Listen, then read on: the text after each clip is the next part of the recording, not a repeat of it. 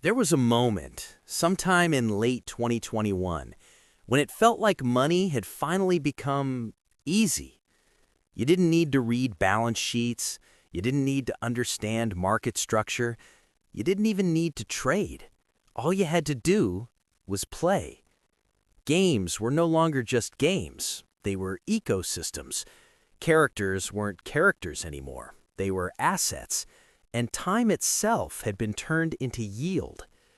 People called it GameFi, play to earn, a future where effort was rewarded instantly and fun replaced work. I remember opening my phone one night and seeing screenshots everywhere, daily earnings, monthly returns, charts going straight up. Friends who had never traded a day in their lives were suddenly talking about APYs, NFTs, and passive income. They weren't asking, is this sustainable? They were asking, am I late? And that question, am I late, is usually where every great bubble begins. Back then, the story was irresistible. Games had users, crypto had money. Combine the two, and you get a self-sustaining economy where everyone wins. Play a little, earn a little. Play more, earn more.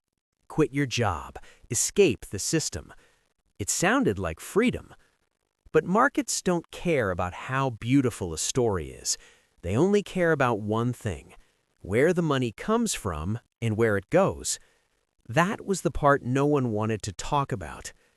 I wasn't immune to it either. I watched friends sink real savings into virtual characters. I watched people calculate daily yields as if they were salaries. I watched timelines fill with phrases like, "This is different," "Early adopters always win," and "You just don't get Web3 yet." And I felt that familiar tension inside myself, the one every trader knows, that quiet pressure, the feeling that if you don't act now, you'll miss something important, that maybe this time the market really had changed. But I had seen this shape before, not in games, but in charts, in bubbles that didn't look like bubbles while you were inside them, in systems that worked beautifully until they didn't. GameFi wasn't born out of malice. It wasn't created as a scam from day one. It was born from belief, from optimism, from the very human desire to turn effort into certainty. And that's why its collapse hurt so many people. Because when GameFi fell apart, it didn't just take money with it. It took trust. It took confidence. It took the idea that maybe, just maybe, there was a shortcut. The strange thing is, most people didn't lose money because they were greedy. They lost money because they believed in the system. They believed playing had value because others were playing.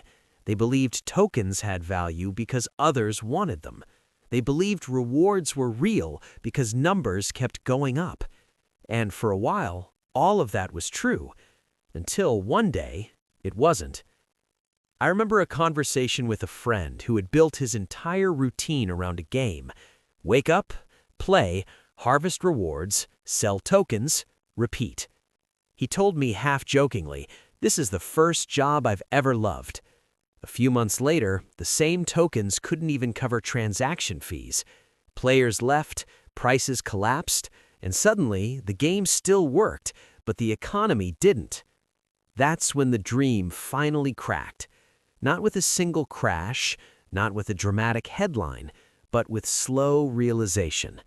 The realization that playing wasn't producing value, it was redistributing money, from late players to early ones, from believers to builders, from optimism to exit liquidity. GameFi didn't fail because people stopped playing. It failed because people stopped believing that someone else would pay more tomorrow. And belief in markets is a fragile thing, especially when it's the only thing holding the system together. The mistake most people made with GameFi wasn't that they misunderstood games. It was that they misunderstood value. In traditional markets, value is invisible at first. It comes from productivity, from cash flow, from utility that survives even when attention fades. GameFi inverted that logic. Value appeared instantly, before it was earned. Tokens were minted first, rewards were promised early, and meaning was supposed to catch up later. For a while, no one noticed the problem because the system was moving upward. Players earned because new players arrived. Prices rose because demand was expanding. Developers were praised because charts looked healthy. But underneath all of it, there was a quiet dependency no one wanted to examine. The economy only worked as long as more people entered than exited, and that is never a stable foundation. I saw players treat daily token rewards like income, not like incentives. They planned expenses around them, they made life decisions around them. Some even calculated return on time, hours played versus dollars earned, as if the market had guaranteed a minimum wage. That's where the real pain began. Because when prices started slipping, people didn't just lose gains, they lost structure, they lost routine, they lost the sense that effort led to reward. And the market is particularly cruel when it breaks that illusion. Developers tried to patch the system. They adjusted emissions, they added sinks, they rebalanced mechanics. But once confidence cracked, none of it mattered. The mistake wasn't just economic, it was psychological. People weren't prepared for the idea that playing could become worthless overnight. They had emotionally anchored effort to outcome, and markets punish emotional anchors mercilessly.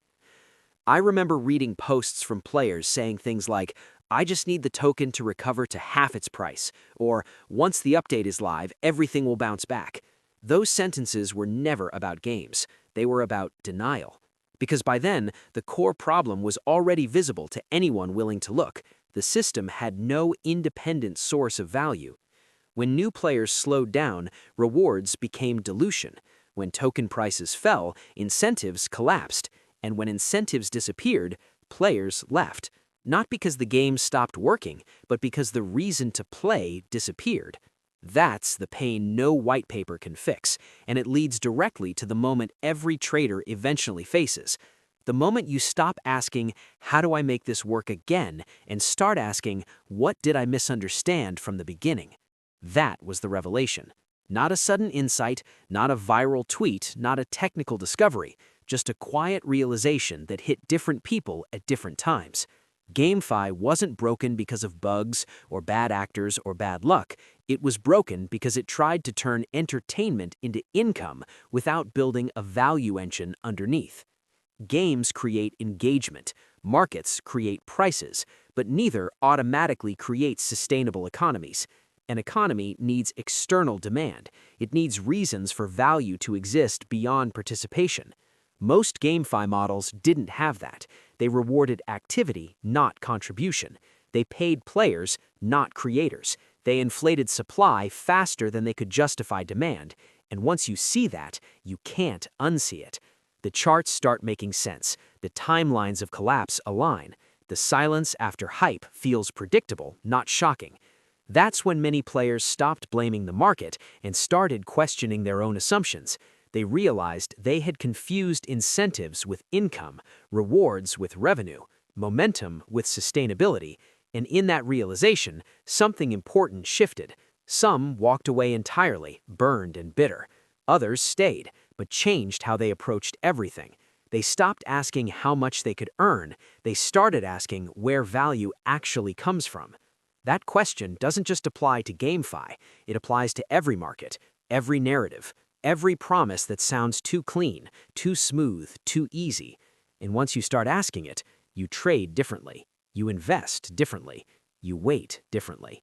You stop chasing stories and start interrogating systems. When you strip away the art, the characters, the lore, and the Discord noise, most GameFi economies shared the same hidden structure. They weren't economies. They were incentive loops.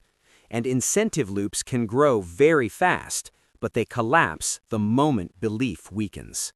To understand why GameFi failed so consistently, you have to stop looking at it like a game and start looking at it like a market with one missing component: external demand. In any real economy, value flows in from the outside. Someone pays because something is useful, scarce, or productive beyond the system itself. GameFi tried to do the opposite. It paid participants first and hoped demand would appear later. That inversion is subtle, but fatal. Take the most iconic example, Axie Infinity. At its peak, Axie wasn't just a game, it was a global phenomenon. Entire communities in developing countries treated it like employment. Players weren't gaming, they were farming. On paper, it looked brilliant. Players earned tokens by playing. Those tokens had market value. New players bought NFTs to enter the ecosystem. Money flowed in, rewards flowed out. But smart money doesn't ask, how fast is this growing? It asks, what happens when growth slows? Axie's economy depended on a constant influx of new players buying assets from existing ones. The moment player growth plateaued, selling pressure overtook demand. Rewards didn't disappear, they diluted. Every token earned became less valuable than the one before it. From the outside, the game still looked alive. Players were active, battles continued, rewards were issued, but the price mechanism had broken. This is where most retail participants get confused. They see activity and assume value. They see effort and assume compensation. Markets don't work that way. Value isn't created because people are busy. It's created because someone is willing to pay, repeatedly, for what the system produces. GameFi produced tokens, but tokens alone are not value. Without external sinks, fees, consumption, real demand, rewards are just redistribution.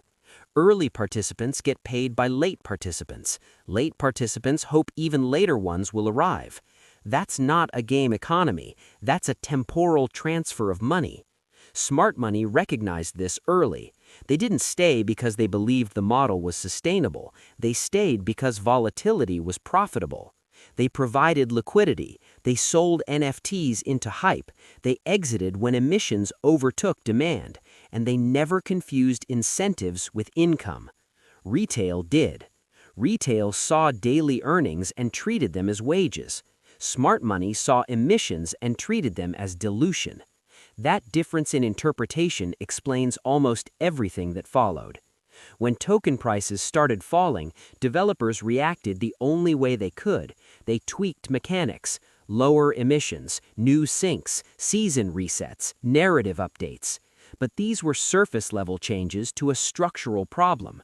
You can rebalance a game, you can't rebalance a broken value engine. Once participants realized that rewards were paid from the same pool that funded them, trust evaporated.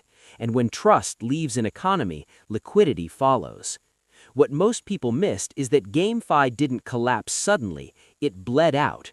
Prices drifted lower, volume dried up, players quietly left. The collapse felt slow until it felt inevitable. That's how most market failures actually happen. Not with explosions, with silence. The deeper insight here isn't about games at all. It's about misaligned incentives. When a system rewards participation instead of contribution, it invites exploitation. When it pays activity instead of value creation, it guarantees dilution. When it promises income without an external source, it is borrowing from the future, and the future always collects. GameFi didn't fail because people stopped playing. People stopped playing because value stopped entering the system. That distinction matters because it teaches a lesson far bigger than any single trend. Anytime you see a market where rewards come first and demand comes later, you're not looking at innovation, you're looking at a transfer mechanism disguised as opportunity. And once you understand that, you stop asking whether GameFi can return to its peak. You start asking whether any system built this way ever could. What most people want after a collapse like GameFi is a checklist. A list of rules, a system, something that tells them how not to be fooled again. But markets don't punish ignorance as much as they punish false certainty. So the first application isn't technical, it's psychological. You have to separate effort from entitlement. Just because you put time into something doesn't mean the market owes you a return. Just because a system rewards you today doesn't mean it can afford to tomorrow. That single shift in thinking changes everything. Once you stop treating incentives as income, you begin to ask better questions. Where does the money come from? Who is paying and why? What happens if growth slows? In GameFi, very few players asked those questions early enough. The second application is learning to identify closed economies. If value only circulates internally, it will eventually concentrate and exit. If rewards depend on new participants rather than external demand, sustainability is an illusion. This doesn't just apply to games. It applies to trading systems, yield strategies, even careers built on hype. Any model that needs constant expansion to survive is fragile by design. Once you see that, you stop chasing systems that look busy and start looking for systems that create value quietly.